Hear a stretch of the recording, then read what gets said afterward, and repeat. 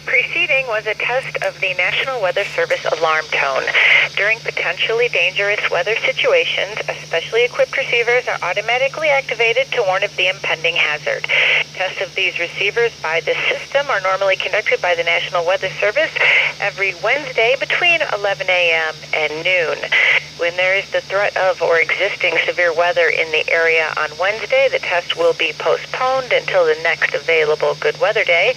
The warning alarm, transmitted over National Weather Service radio stations in northern Illinois and northwest Indiana, will be activated for watches and or warnings affecting counties in the listening area.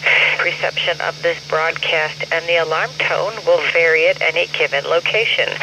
The variability, normally more noticeable at a distance from a given transmitter, will occur even though you are using a good quality receiver in perfect working order.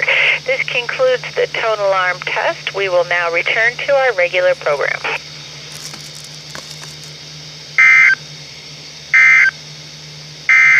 And now the marine portion of the forecast for southern Lake Michigan.